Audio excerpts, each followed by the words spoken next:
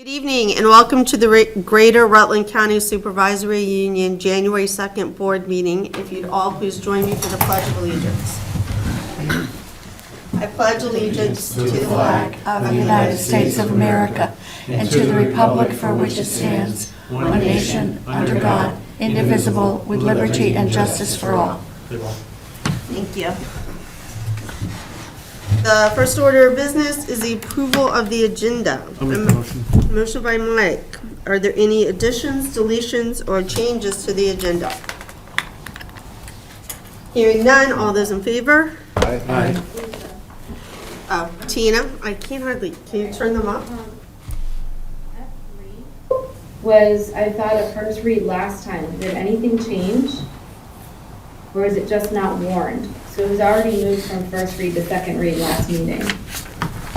Yeah, that's an error. It was sent back, so it shouldn't say first read. But it's the first time we're seeing a new version of it, right? What do you, she said F3. You got driver's ed. No, it's not a new version. Okay. So it's a second read then? No, it's not a It was second. second read, but it wasn't warned.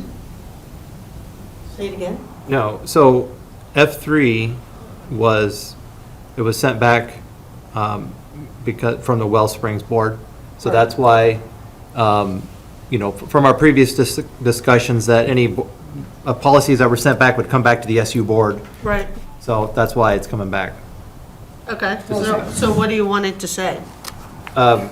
It should say just sent back, was my thought. So it's not a first read or a second read. It's on there for discussion. How about that? Okay. Amen. Well, I guess it could be a first read if we're going to send it again with changes.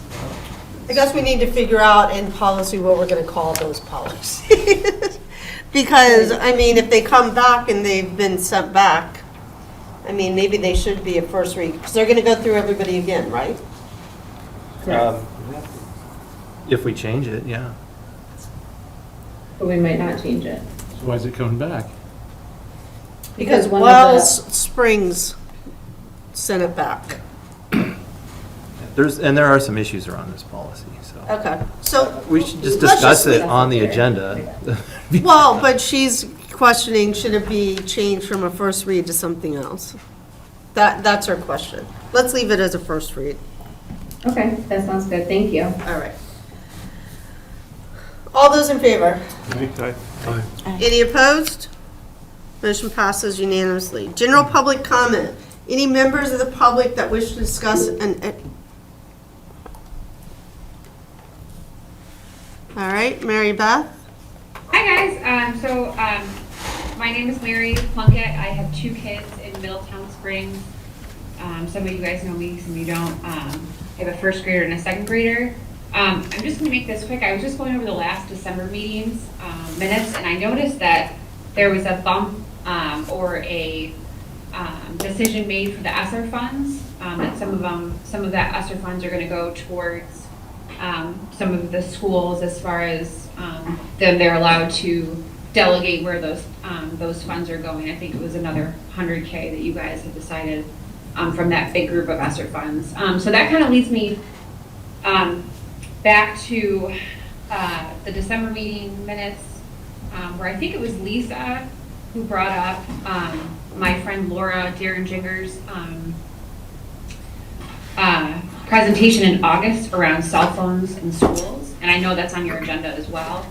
I just kind of want to reiterate that I think Lisa was on point when she was trying to figure out, what Laura's ask was or what Laura's points were for bringing that to your attention.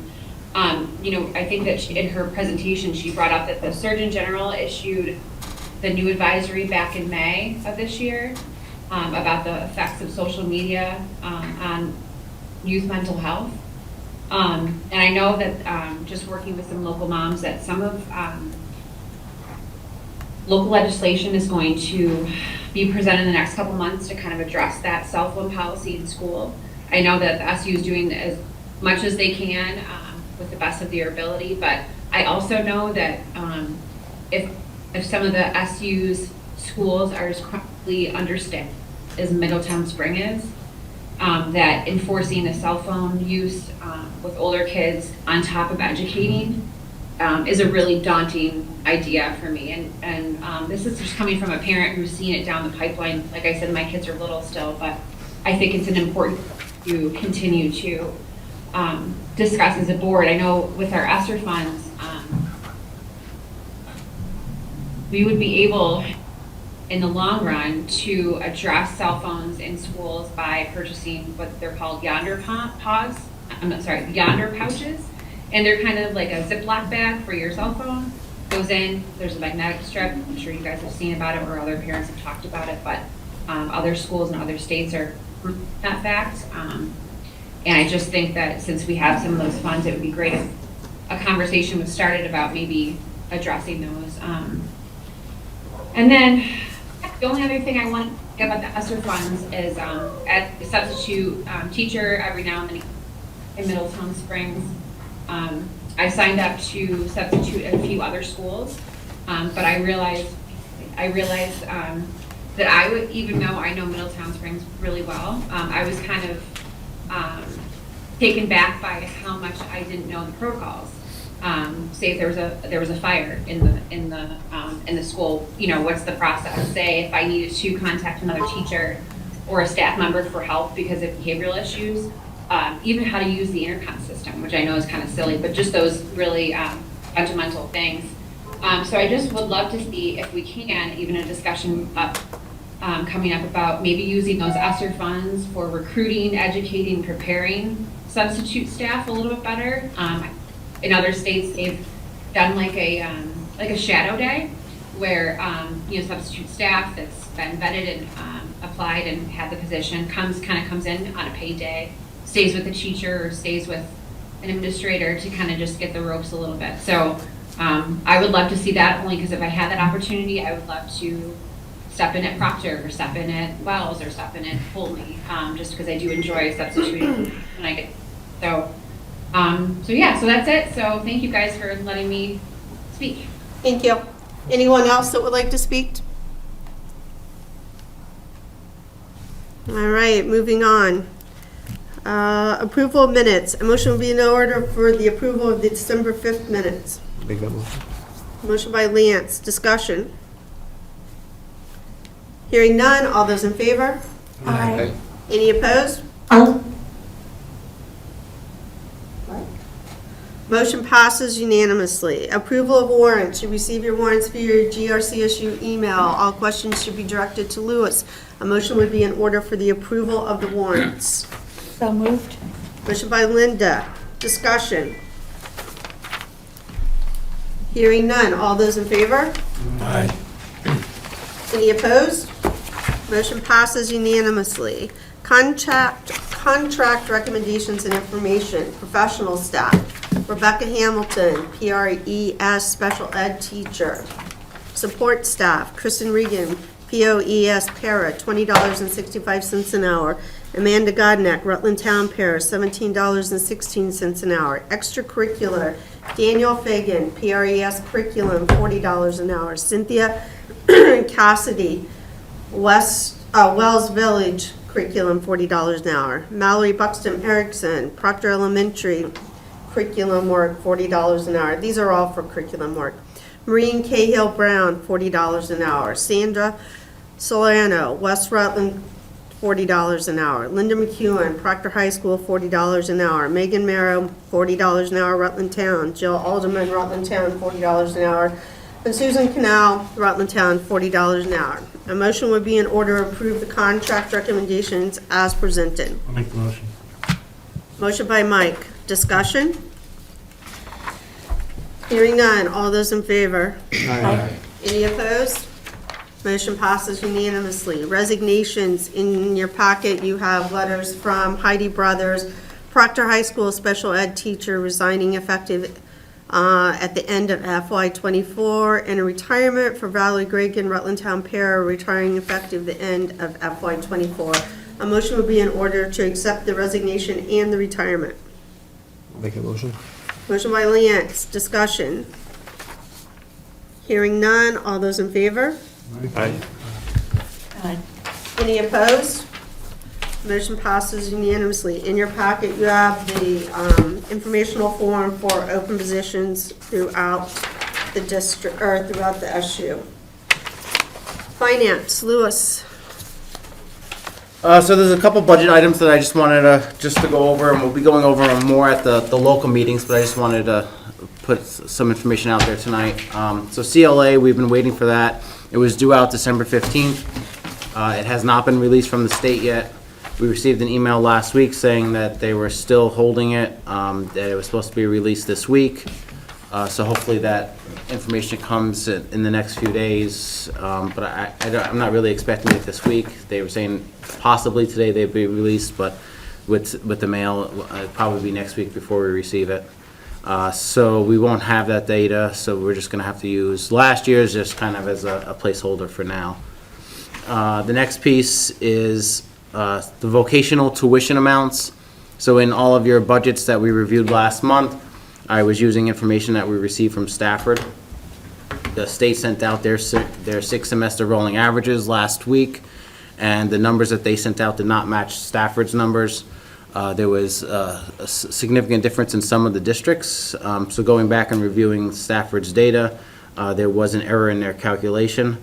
So it's going to result in budget increases for all of our districts, ranging anywhere from $212 for IRA to it's like $7,000 in Well Springs, $124,000 in Corey Valley, and about $80,000 in Rutland Town. So that's new data that we just got last week. And then the last piece is we just received the final pupil counts, the revised, it's version 3. It's not frozen final yet, but it's pretty close. So we'll be talking about those in your local meetings as well. For most of you, it doesn't have an impact, but it does impact one district, which we'll discuss at the local level. No information yet about yield, so we're still using that same number from the commissioner's December 1st letter, the 9452. I'd imagine with the legislators starting this week that we'll start hearing some chatter and information coming into the communities about what's going on, but we won't have any really better answers probably until February or March. All right. Questions for Lewis?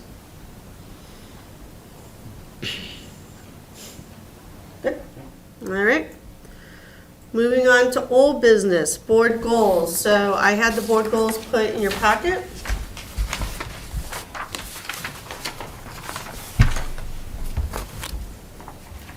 As requested at the last meeting.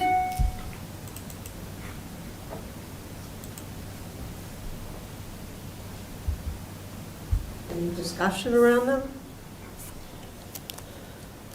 Well, we did the tour of one school, right? We've toured. Mm-hmm. Invite schools to events. We did that. I mean, other schools have done that.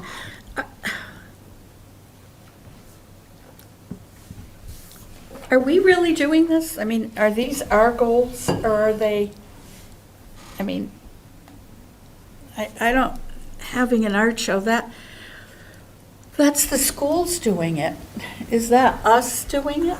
Well, I mean, our goals should be reflective more, I think, not of just, it looks like the school, the schools are doing the things and we're just saying, good, thank you. I mean, we're trying to become more together. All the schools are becoming more together. I don't know. I don't see these as board goals, as more events and things of, rather than a board goal.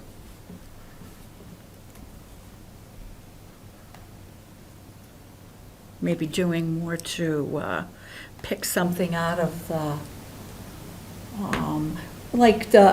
we had talked last time about the technology thing, which we're going to do.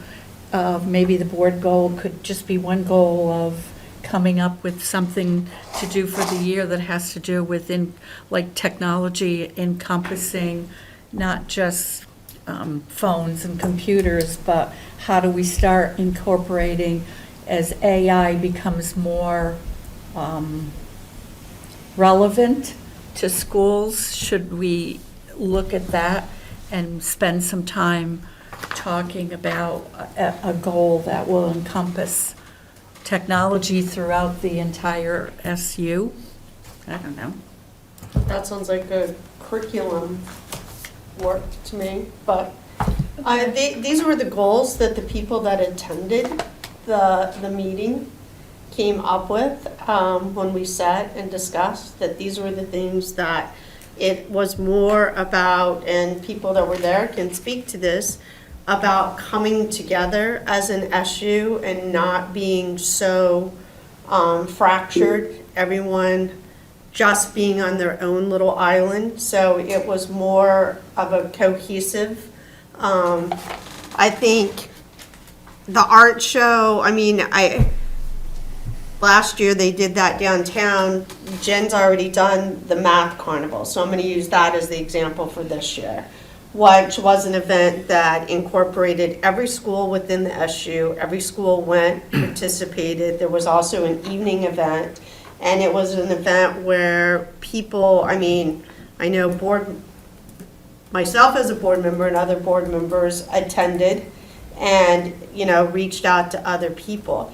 I think board goals are us working with our building admin in collaboration with strengthening our schools and strengthening the viability of our schools throughout our communities, and particularly when we said at the SU, across all communities, so that there's equality with Rutland Town, Quarry Valley, Ira, Wells. So is it more about attendance then, you think? more about attendance? Right. I think it's more Board about members are attending inclusion, more things Board that, members? yes, is that a board goal? Yeah, I think board members should attend more things, absolutely. I attend lots of things. I don't have children in school. I go to elementary events. I go to lots of different things. I think that is a huge responsibility of board members to know what's happening and encouraging people in your community to participate. Because if you're not doing that, how are you going to get people to go out and vote for us and support our budgets? So they have to be interested enough, in my opinion, in what's happening in your buildings and what's happening in order for them to step out and support you in the voting booth. But Tina? I was just going to say, I think the idea behind goal number 1, Linda, was that we're trying to develop unity across the SU, and we're doing that by starting to try to introduce board members to the other schools in the SU, which was why we had mentioned trying to move the meetings around every other month or so and get a tour of each of the schools at those nights. And we are also trying to help focus the SU on trying to bring the different schools together by having an SU-wide art show and some of these other examples that were listed there. And that was one of the goals that we spoke about at our retreat over the summer. And I think our other goal was to increase data and information and reports to meetings and discussing, how that data is used, what we're learning from it, and what we're doing to, use that information To make help impactful changes, yeah. So basically then, I'm glad, doing it. Linda, that you brought this up, because I do think we kind of lost track a little bit about some of, especially goal 1. And I'd love to see us go back to having this meeting not always at the central office and moving it to the other schools a little bit here and there, at least once a quarter, so that we can come together a little bit more as a SU and not just stay in our local board districts. George? But I know too, concerning the student choice night, we wanted to make our students in Wells Springs aware of what the other schools in Greater Rutland County have to offer. And some of these events can highlight that. And if we can keep our students within Greater Rutland, I think that's a desirable thing. Absolutely.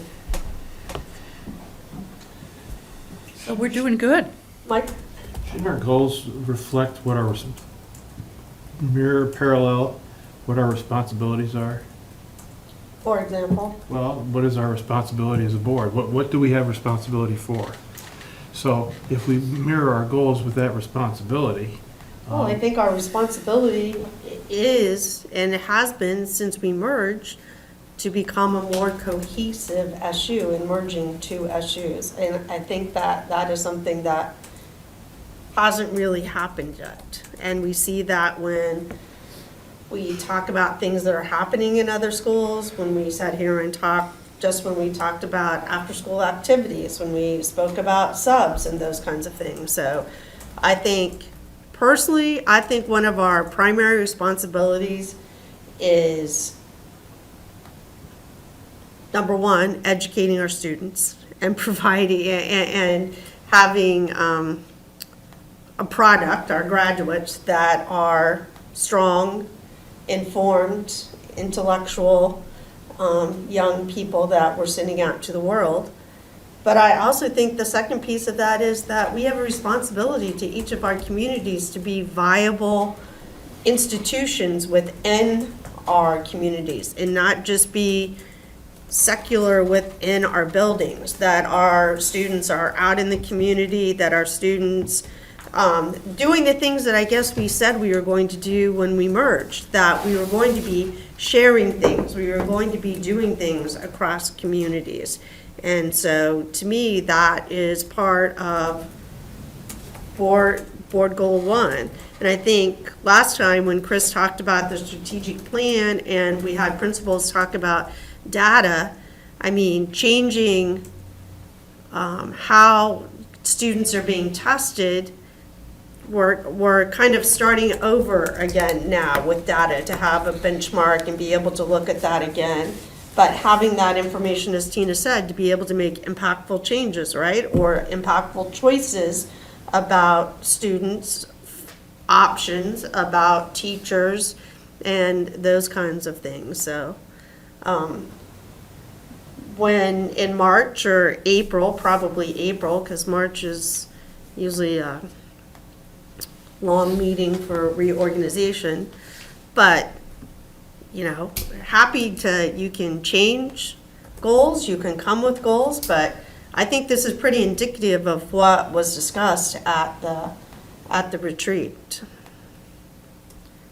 And I don't think they're bad goals personally, so. I don't know, I mean, what do you think our goal should be that mirrors what our responsibility is? Oversight?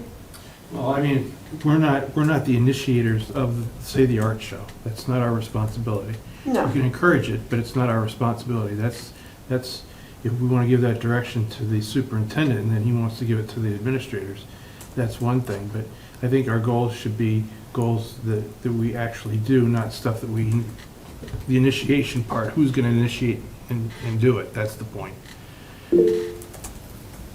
Amanda? I think those were just examples of how we would be inclusive, but our main goal was just that inclusion and collaboration. And then the art show was an example of how that inclusion would occur. I don't think our goal was, hey, we have to plan an art show and have it before June. Our goal was, these are some ways that maybe we could be inclusive and together a little more. So I don't know, I think we should be together, and I agree with Tina. I would love to see us move to some other schools around the SU as well, just so those of us that aren't familiar with every school can see what it is that we're referring to.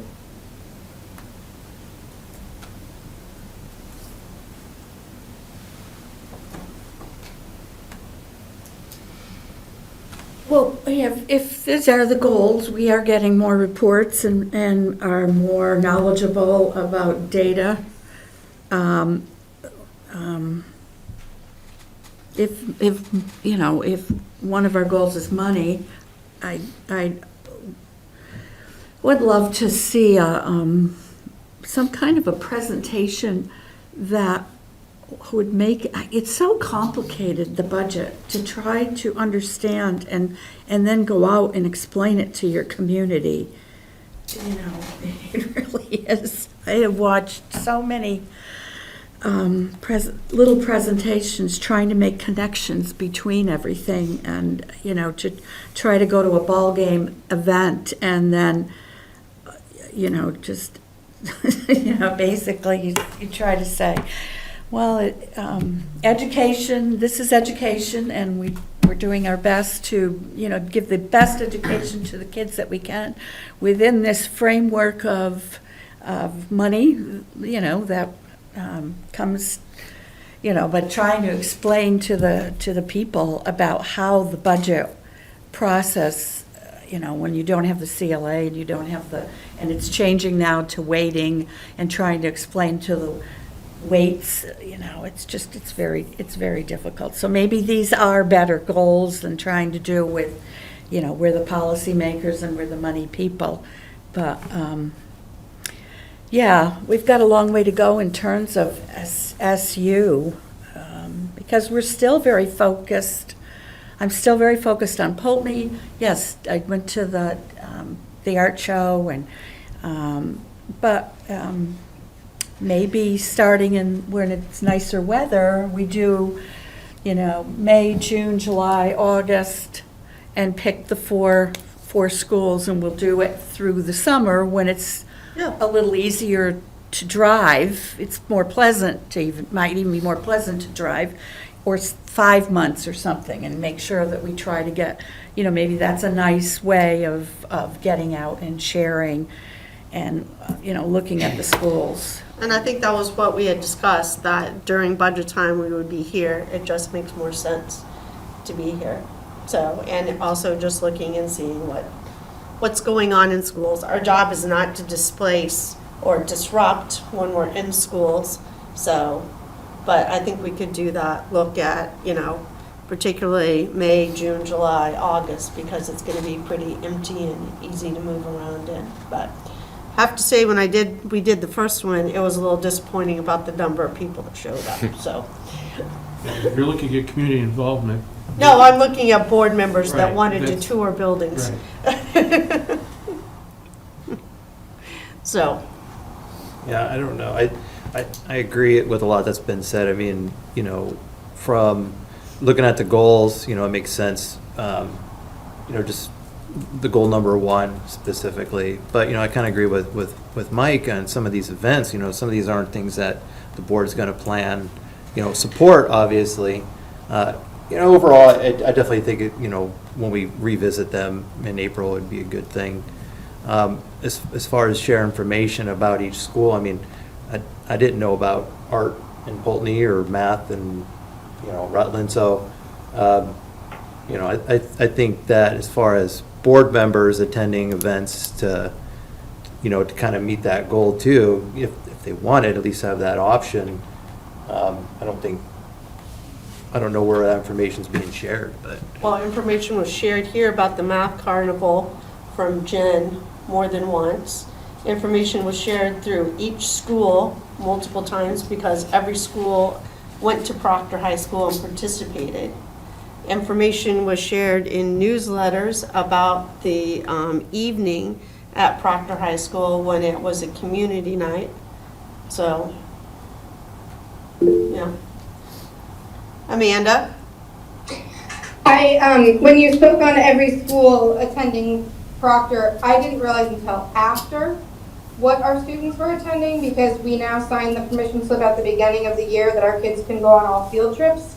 So I would agree with Eric that maybe if, in certain situations, if there was a better way to tell the board members what exactly is going on, it was after the event happened that I realized what it was, because the field trip, like I said, you sign one slip for the whole year. But maybe we could ask that they let us know at our meetings or something if there's something upcoming for the next month, possibly. Well, that was discussed at this meeting more than once by that principal. All right, is there anything else about board goals?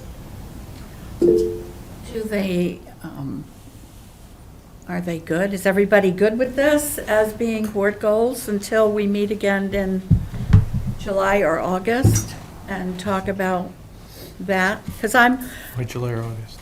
July or August? Why July or August? Why I are you don't picking know, those wasn't ones? that when that was the last time, was July or Are you August? talking about a retreat?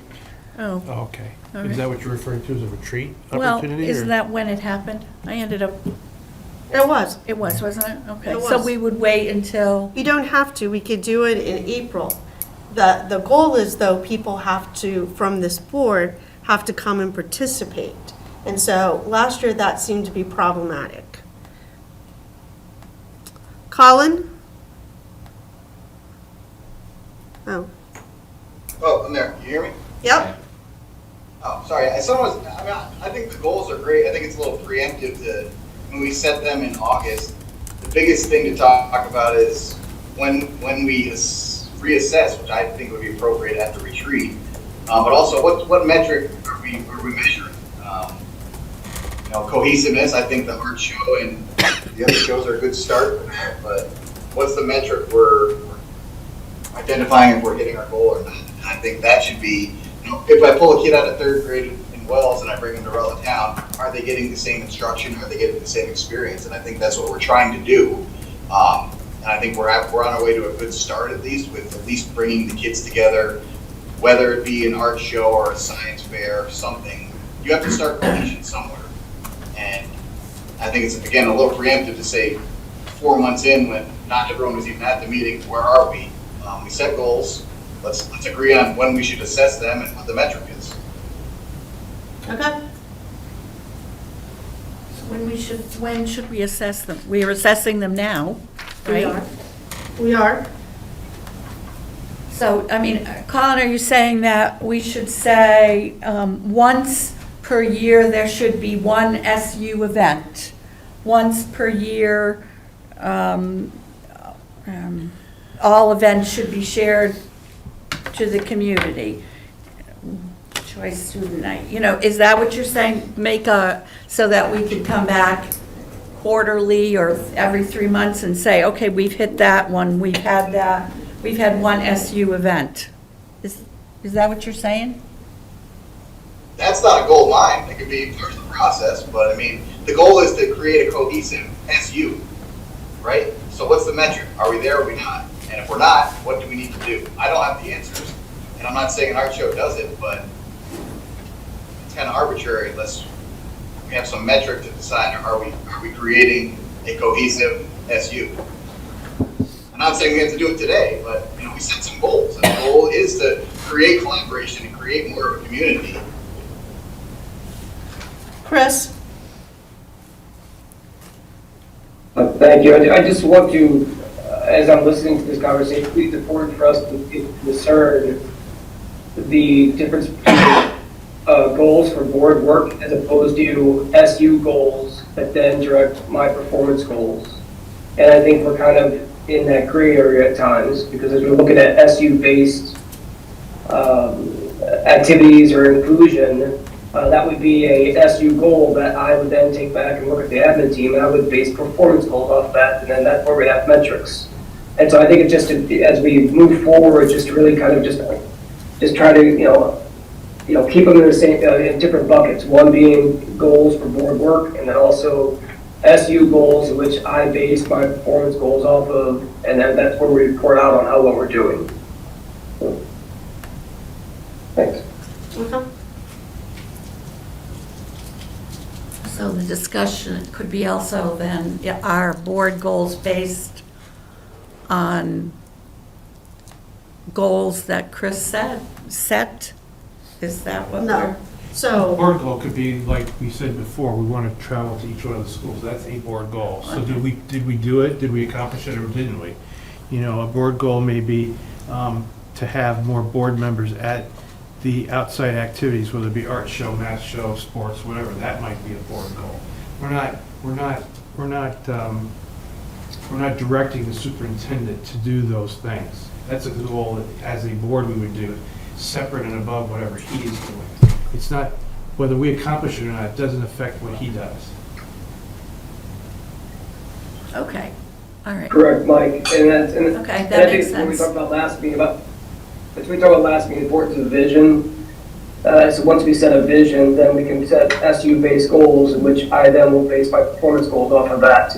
And that's when we will do the quarterly reporting or provide the metrics that Colin had talked about earlier. So I would say then, the next thing would be that from maybe, we could say in May, June, July, August, maybe September, over the next 5 months, we'll pick, in the April meeting, we can set where we're going to go to the schools for the next 5 months. We could, and that's what we discussed about in the retreat, actually. Okay, so let's say we'll do that then, Okay. to do that, In April, in April. Can we do that? after board reorganization. Yes. if required. Yeah. Okay. Good? All right, moving on to technology curriculum. So you have the handout in your pocket about cell phone update. I'm gonna, I guess, kind of meld this together a little bit. In there, it talks a little bit about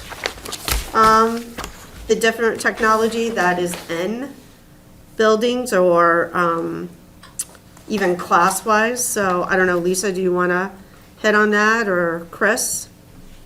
Or does anyone have any questions about it?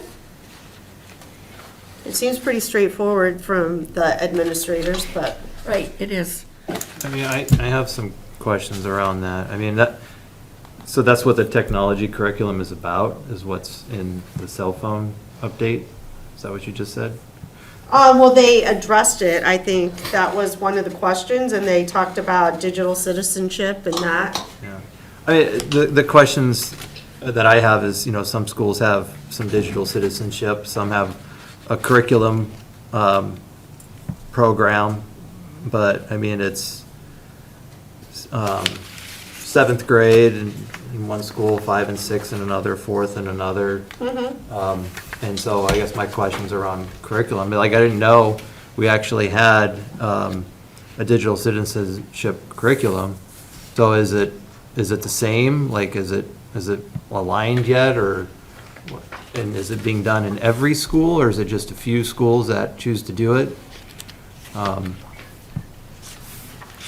So we don't, the state of Vermont doesn't have digital citizenship standards per se as a separate area of instruction or a separate area of curriculum.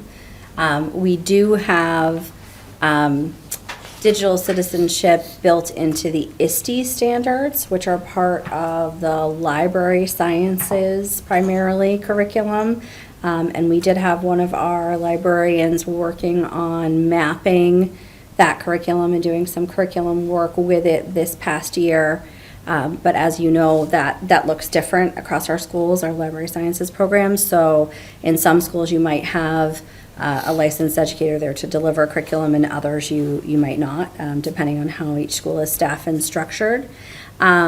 And then many of our teachers worked at a digital citizenship into their classroom curriculum. The Vermont Agency of Education has standards which are called transferable skills, which you may or may not heard of before, but those are supposed to be through lines across content areas, and those also incorporate digital citizenship through appropriate communication, effective communication, and use of resources. So it's not a standalone at this point. It's embedded, and you can see that different schools, that's come across as an emphasis in different ways due to the way that we're structured and staffed at this time.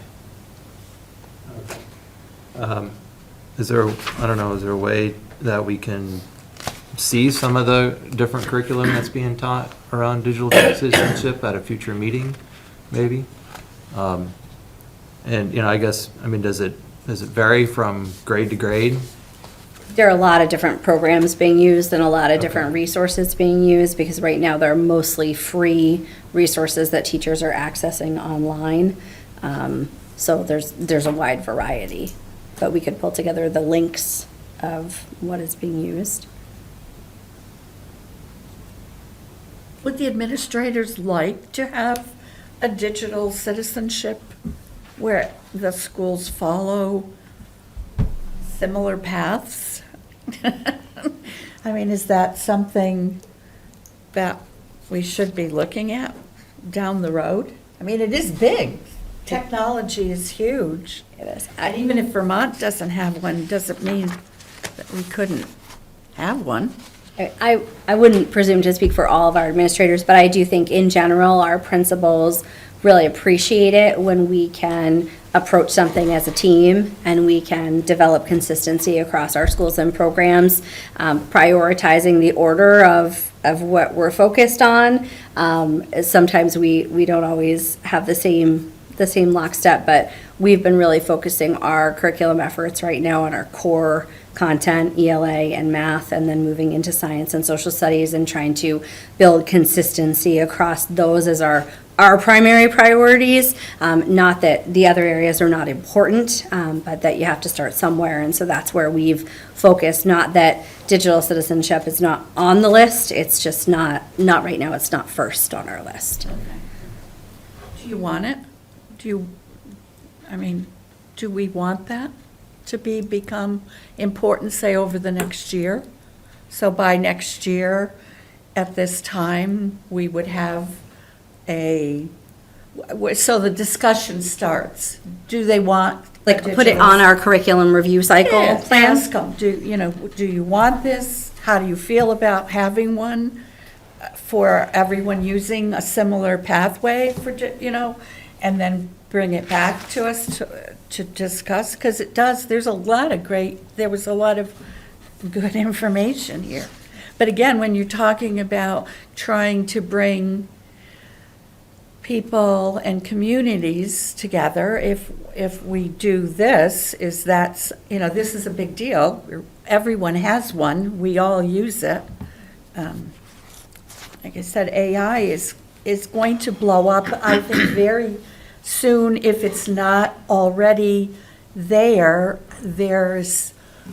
I don't get a lot of TV, but the commercials we do watch, there's a lot of now that kids are, they're buying AI things. So should we be ahead of the game and say, let's have a discussion about it, so that like I said, next year or in 6 months, how do the administrators feel? How does, about this? How do the teachers feel about wanting to come together and having something to unify them? How does everybody feel about that? I'd like to see how that applies to our strategic plan. Right. Or, I'd like to, so we've already tasked with curriculum and curriculum mapping.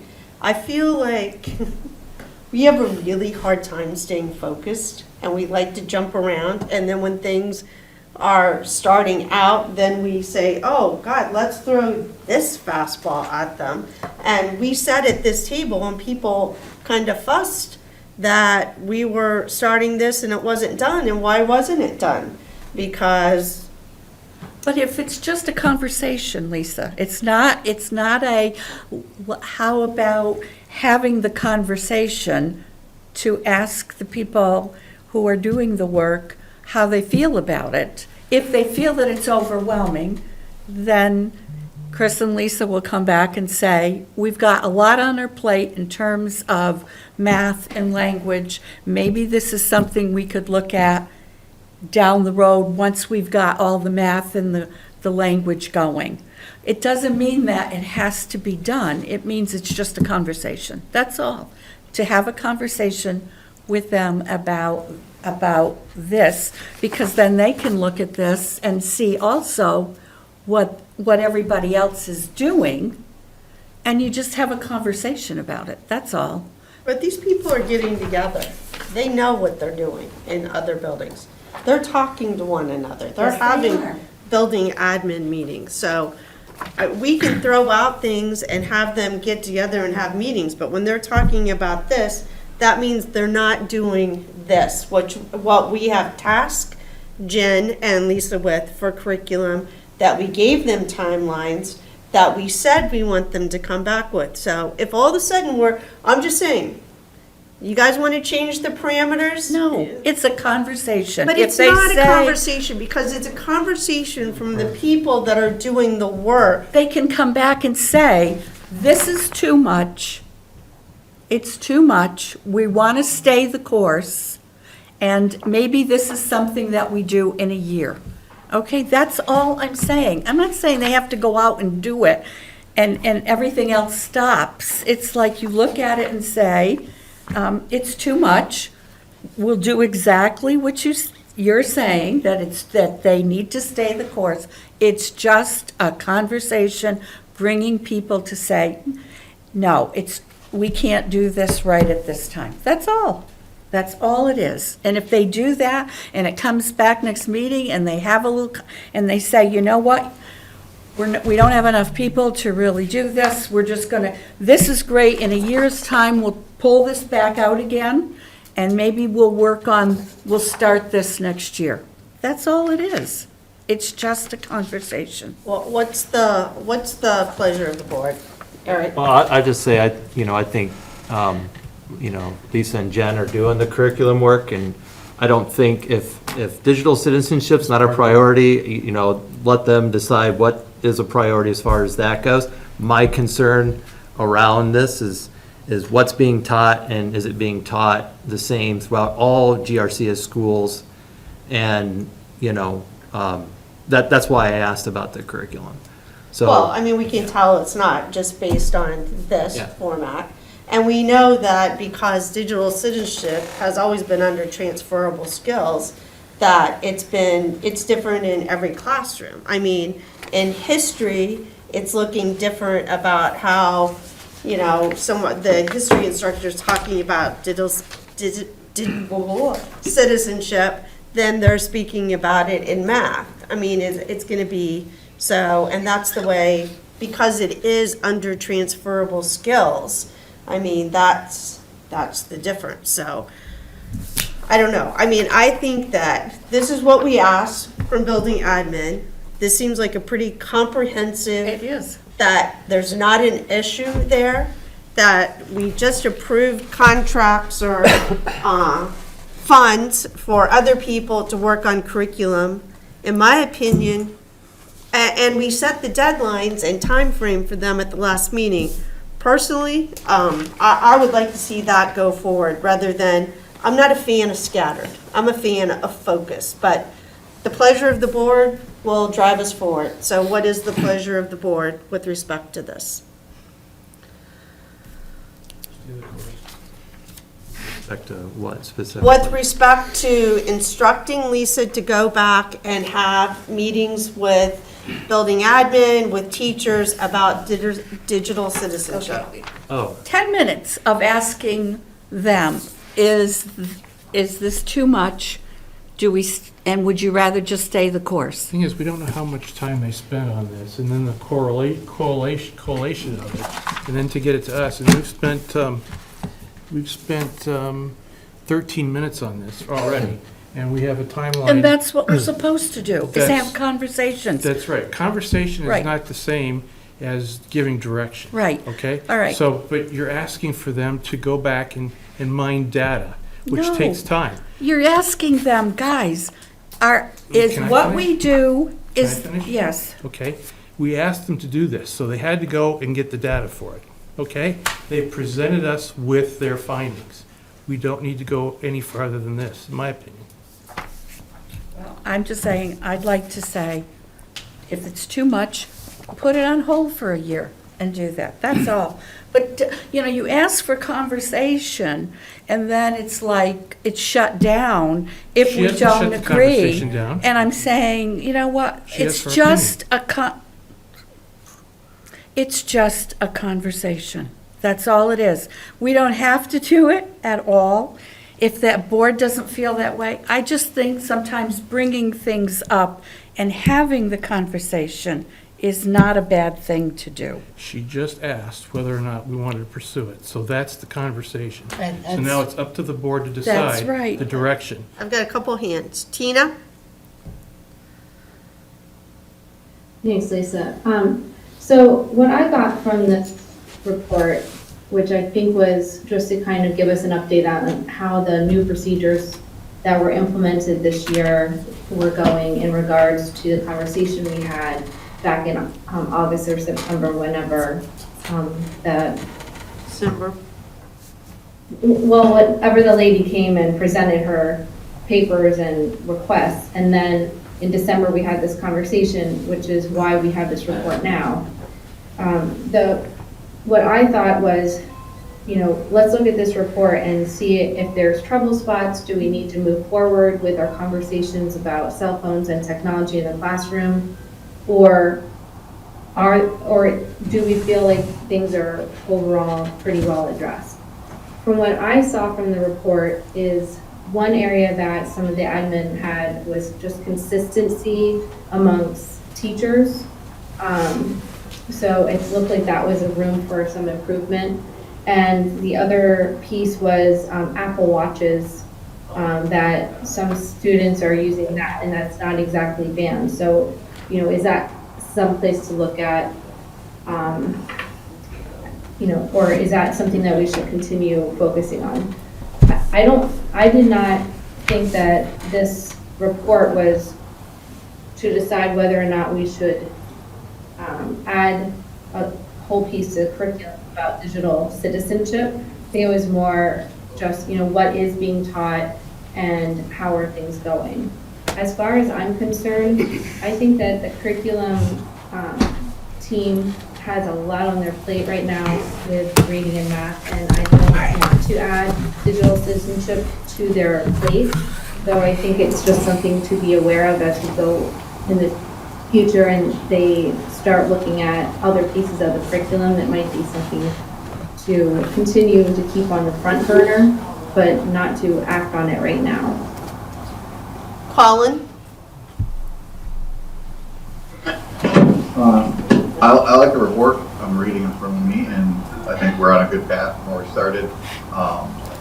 And I know you're just saying it's a 10-minute conversation, but we've asked these people a lot. Their time is short. They're doing what is tasked of them. They're prioritizing. It's a lot to fuse SUs together, as we were just talking about 20 minutes ago, the goals, and they have to pragmatically go through it. And as we're trying to come together, digital citizenship, parents and kids, and bringing cell phone conversations to this board and to each individual community is a great way to rip us apart and not bring us together. So I think AI and digital learning should be a huge part of where the curriculum goes towards the future, but talking about digital citizenship and cell phones is not going to bring anybody together, and it's just going to waste our time, as we're finding out. But I like what's been presented, and I like the path we're on. Thank you. Madam Chair? George? Two things. I'm looking at the numbers and comments, and it seems like if we're going to do anything new, it's at the elementary level, because things crop up at secondary. And I want to add to what Tina said about a lack of consistency among the teachers is not a good thing. To let one teacher let students in their class do one thing with their phones, and the other teachers are trying to toe the party line is not a good thing. That concerns me more than anything. Right, and I think that building admin being aware of that is, my hope is that that will change with consistency. Would the board be, how about in 6 months if we, or at the end of the year, receive a report to see how this has gone, to see if things have changed? There was a statement about something coming down from the state at some point. Did somebody make that? No, that there isn't, There isn't. Yes. I thought something was coming. so someone here said something about legislation. They've talked about legislation up in Montpelier for a while about cell phones. So And that's not a done deal then? no. So yeah, then whatever time frame you think is good. So, I mean, if we received a report similar to this at the end of the year from building admin to see if there were any changes or anything that's happened through the year, that way at the June meeting, you would have time to assess and look and see, and we could make adjustments for the upcoming year. Does that sound feasible? For the June meeting? Yeah, would that be okay? Yeah, that's great. Okay, so we'll ask building admin to provide a report similar to this or like this at the June meeting, and we could add the question with any updates or changes for the upcoming year that they might see. Good? Yep. And then just to clarify that. Yep, What Mary Beth was talking about was legislation. I have seen draft legislation about that is coming, so. yeah. You think that Montpelier's gonna ban cell phones in schools? I don't know. I'm just saying, like, Montpelier can't even fill potholes and they're running a short. They're having a fit because all the ARPA money's gonna be gone. We'll be lucky if we're not driving through holes for the rest of the year. Madam Chair, we have 5 Yes. minutes. Yep. All right, policies.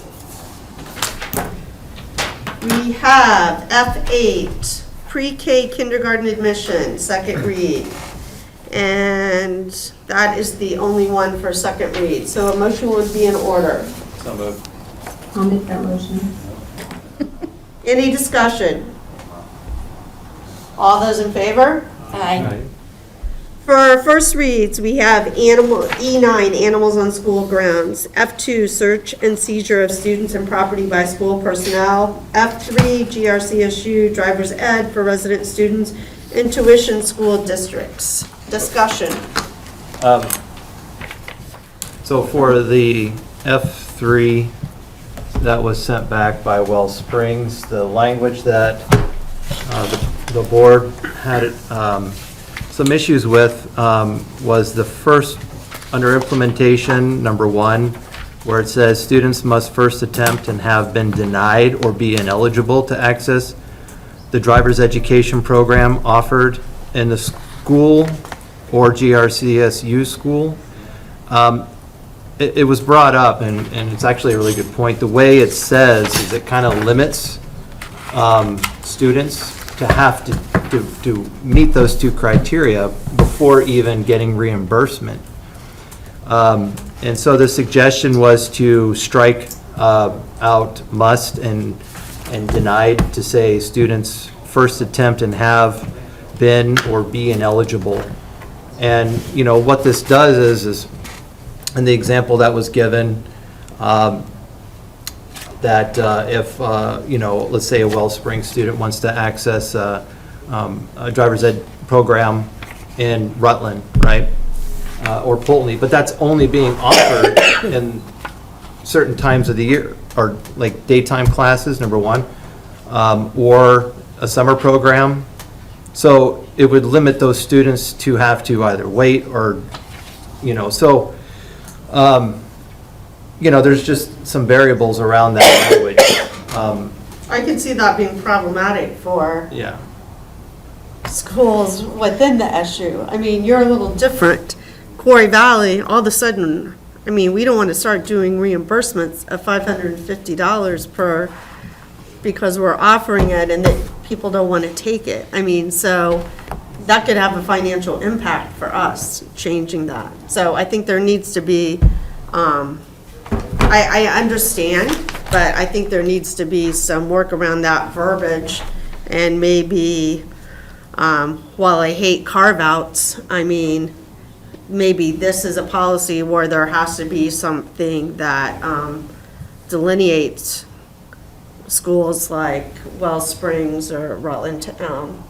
Okay. Well, Rutland Town wouldn't even, Not the right age. yeah, but Wells Springs, because, I mean, we can't afford to have that be a financial impact in our district, saying that, it's basically, if you're saying that, you're saying that they can do whatever they want to do for a driver's ed.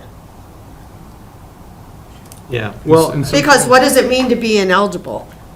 yeah, you know, I can see that, how that might impact, you know, your schools too, because you have programs Yeah. that are available where we don't. And I know, you know, from my experience, you know, my son was able to take a program in the wintertime. And if, you know, so I can see where, you know. Yeah. Yeah. So I think there needs to be, I understand that for number 1, but I think there needs to be some more thought about, and sitting here tonight, I'm not exactly sure what that is, but, yeah, I think there needs to be some, So we can send this back to the policy committee Yeah. and, and I think we need to think about, yeah, what that looks like, yeah. Okay. That's a very good point. So I will, you have those 2 o'clock moments. You got 3 raised hands. Okay, yeah. 3 hands up. Oh, 3 hands. Oh, Jesus. Amanda? I hadn't thought of your point with additional costs, so I like that point. I just think that when we are rethinking, a lot of our schools, really everywhere, can we really offer driver's ed to all of our students? Do we actually really have the staff to say that just because it's in our school, you have to take it here? I'm not sure that it really needs to be carved out, because I don't know that we can even accommodate all of our students, because there's not that many driver's ed teachers available even in the schools that offer it. So I'm not sure we can even fit that many kids in a class. A car only has 3 seats that students can sit in for drive time. So I think that even though it's a cost, I don't think we can accommodate everybody with the staffing that we have. Well, currently we have been within Corey Valley, so I don't think that has been problematic. But to make a change like this after you've already set a budget, you can't, policy cannot suddenly decide that there's a financial impact on a district. So that's why it needs to go back to policy. Tina? So this policy is for driver's education for resident students in tuition school districts, right? So maybe the wording there needs to be. Chris, what's going on? Party. Maybe this discussion should be held in policy Maybe committee. that the wording needs to be different to make Yeah. it more clear. But it does not allow, or the intent was not to allow for students that are Corey Valley students to have choices of where they're going. It's for students that are in tuition school districts or. Yeah, but that's not what it says. So, I mean, and we're talking about, it says resident students in tuition school districts, but, Right. yeah. So it's, I think that it's not for Poultney students that are, in Poultney. Because they go to the school that their local district is. They're not a tuition school district. So this is just for Wells Village, Middletown Springs, and Rutland Town, and Ira. And so what we were seeing is that students must first attempt and been denied or be ineligible to access the driver's education program offered in their school, and that they've tried to attempt to participate in an SU school. So, for instance, if Proctor has 4 empty seats open, we're already paying that teacher so much money, timing-wise, it might work out properly. Well, I do think that if then, maybe in the title of the policy, it needs to, underneath tuition, delineate that. I don't know. I said send it back to committee. Okay, Yeah. all right. The other ones are, Still have another comment up there, Oh. just in case. I think, Colin, do you have a comment, or just hand is still up? Oh, my hand must be stuck up. Sorry. Okay, that's what I thought. Is it necessary to send it back to committee? Can we just sort it out now? So Tina, we have another meeting that was supposed to have started 5 minutes ago. Oh, I'm So- sorry. We also have animals on school grounds. Everybody's welcome to this policy committee, right? What's that? Everybody's welcome to come to the policy meeting and voice their opinion, Oh, right? absolutely. And I guess my other question is this is the first time we've had a policy sent back since we started this new Yeah. process in March. Does the board want these coming back or just going straight to committee? Because it was my understanding when we talked about this earlier last year, that these policies would come to the SU board first. Yeah, Okay, yeah, I think that's the way they need to okay, come back. all right. And then animals on school grounds, I just had a couple of comments. I thought where it talks about animal cages being cleaned and like that seem to be procedural rather than policy, which was I guess it doesn't have a number. It's under number 2. And then my other question is, I have to question why we would allow pet dogs at games.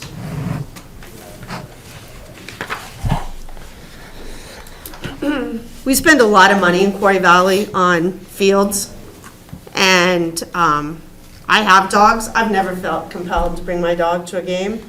And we have seen people at fields with animals that have been problematic in the fact we had a game where a dog got loose and was running on the field. We've had problems where you have the nicest dog in the world, but he doesn't really like your dog.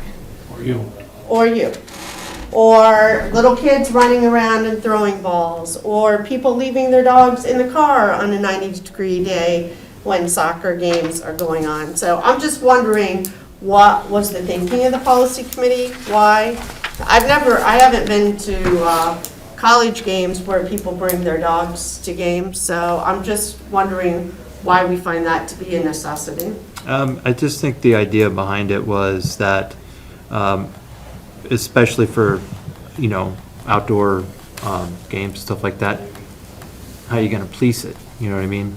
We have signs, and when people come to Terranovich Field, we tell them dogs are not allowed at our field. And when schedules go out, schedules say dogs are not allowed at this field. And, yeah, I mean, I've seen, dogs at, Well Springs games and stuff like that, and never seen an issue. So. I don't know, it just- in Quarry Valley, we spend a lot of money on fields, and, whether they're picking up their dog waste or not, why do we want them allowing their dogs to have waste at our athletic fields? And I guess I just find it ironic that we talk about that, based on Vermont Department of Health, these animals should be prohibited, and then all of a sudden, from the school building, but it's okay that they're at the fields, so. Yeah, I didn't know that about your school at all. And I guess, I think, part of the reason why this is also here tonight too is to get some additional feedback on this policy, because we have looked at it quite a bit lately. So, if you would like to, I don't know. I know I won't be supporting the policy going forward with that in there. It doesn't seem, it seems irresponsible, I think, to have it in there, so, but. Has anybody brought a dog that's a therapy dog to a game? But therapy dogs are an exception to the rule, and Okay, there's so a that's whole, what we're saying. yeah, there's a Okay. whole separate issue for Alright. therapy dogs. And it seems likely if you have a policy of no dogs there and a dog is brought and does bite somebody, then it's always going to be on the responsibility of the person who's brought it, because we had a policy of no, they violated the policy, so it helps to clear us from that. Yep. So I would like to send that policy back. Okay. Any first additional Well, I would like. direction on this? I would from- like to see that removed, and I just think that the animal cage cleaning part just seems more procedural rather than policy driven. Got it. All right, I can't see what that person's name is. Heather Thomas. Okay. So we're at our second general public comment. If there's anyone of the Oh, public. I'm sorry. Oh, sorry. We have that F2, so, I'll move to Oh, that for F2 first read. Yeah. So I'll move that along. so, motion to move F2 on for our second read. So moved? All those in favor? Aye. Aye. Any opposed? Motion passes unanimously. Thank you. General public comment. Heather? Hi, I'm from the Wellspring District, and this is my first This is my first meeting this is my first time attending this meeting, but I'm just a little bit surprised that there's not more invitation from other board members to participate in the discussion that you're having, and it's more led, it seems like, Lisa, you're kind of leading the conversation and not asking for input from your board here. I'm sorry that's your impression, Heather. I don't know if you've noticed, but multiple people have spoken on multiple issues. All right, is there anything else to come before the board? Colin? Is your hand still up, just to be up, Colin? I don't think so, is it? Okay, all right. Mary Beth? Put it down. Okay, thank you, Colin. Mary Beth? Hi, I'll just make this quick. You know, I know the two, one other moms that are here, make it a point to come, and I think it's important for us to be heard. So just one quick moment. There was a board member who brought up the fact that community engagement was really difficult around the idea of talking about the budget. So in our last community engagement meeting that I attended, I think George was there, I brought up the fact that maybe as a board or as the community engagement committee, we could create kind of like a glossary as far as like educating the public more and more about even the simple acronym CLA. Unless you look it up, you wouldn't know that it was, you know, the communal, or whatever it is. I wrote it down, but you guys know. Sorry, common level appraisal. So that was one idea that I had. And then the second one was just as far as the digital citizenship. I'm glad you guys are speaking about it, but I know as a parent, as a substitute, as someone that's involved in each committee that I attend, I know that ELA and math scores are really struggling. If you look at our supervisory union based on like national rates, and this is even coming from a mom who has a little guy who struggles day to day in second grade. I would just continue to support you guys to focus on those really core values. Okay, great, thank you. All right, and we will, Louis actually puts our brochure together for the budget, so what we could try to do is, if we have room on the little trifold that we send out, is maybe try to make sure that there are no acronyms without any explanation on those, okay? And Heather? Yeah, just one more point on that. I don't think that goes far enough, to be honest, because what you guys continually speak about is connecting to your community and making sure that the people that are voting on the budget really know what it's about. And there's a lot of really technical terms, and unless you took a couple minutes to either talk to someone else about or Googled, or maybe you had someone in the financial world that you could speak to, I just think that's really important. And as a social work background, I just know that if you continually to reach out to the people, you really can't wait to come to you with those questions. No, I'm saying, we send out to every member in every community about our budget, so as we're sending that information out, to have a glossary on there, so when you're reading through about the budgets, that there aren't any acronyms on there without an explanation, is what I'm saying. Oh, okay, so you already have created a We don't have enough glossary? room to have a glossary on the one-page flyer. I mean, we can write common level appraisal, Yeah. but we can't explain what a common level appraisal is. That's why we have. Oh, no, not That's why we have board meetings. we Yeah, have not annual explain what it meetings. is, but I'm just saying, not just have CLA, have it say common level of appraisal. If I can add to what Mary Yeah. Beth said, and thank you for sending that along to our Community Engagement Committee, but it was from a school district in New York State, and it was, I believe it was called Budget 101. And it looked like a helpful glossary. I've just started to look at it. There are terms from New York that would have to be, converted to us. And we were looking at that and possibly bringing it to the Wells Springs Board. If we could make it concise enough, Yeah. and something that we all agreed we might put on the website. Yeah. Hey, if you want further information, look at this. Yeah, that would And be that will great. explain it. So Yeah. we are looking at it. I don't think we're going to be able to get to use it prior to this budget. We're so far along, but maybe for next year.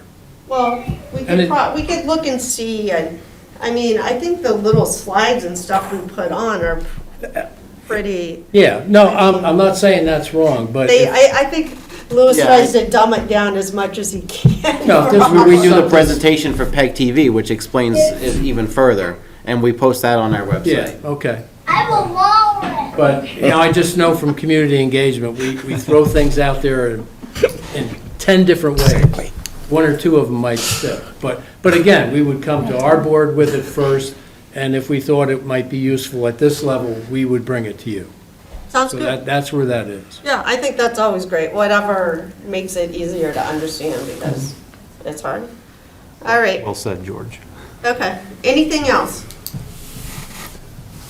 All right, hearing none, a motion would be in order. Colin has his hand up. My hand was actually up. Thank you, Mary Beth. If you want, I'd always encourage the community, and not everyone is forthcoming as you to join these meetings. We don't have a lot of people that do get engaged, but the feedback is if you are seeing, we do put out some of these materials, but if you are seeing them or not seeing them, you can just give us some feedback on what the best avenues to do that, whether it's Facebook, whether it's a blast email, whether it's a trifold, or they need more information. This is important stuff, and unfortunately, not a lot of community members are seeking that information. So if you are getting it, aren't getting it, it's always nice that you guys are coming on here and telling us that, or sending a message to the superintendent saying, you know, this would be helpful. Because certainly there's a lot of jargon that gets thrown around, and not everyone's got the time to come to every board meeting and listen to the detail. And we do want the support of the community and to know what we're talking about. And a lot of these impactful things happen above us at the state level that come down to your property taxes that we're trying to mitigate for you, as well as take care of the kids. So it's helpful for you guys to give us feedback on how we can better present it to you and get it to you. So thank you. Things like that would be in this, statements like that. Yeah, okay, great. All right, Next meeting date? next meeting date is February 6th here. Anything else to come before the board? Make a motion to adjourn. Motion by Mike to adjourn at 7:17. All those in favor? Aye. Any opposed? Motion passes unanimously. Thank you.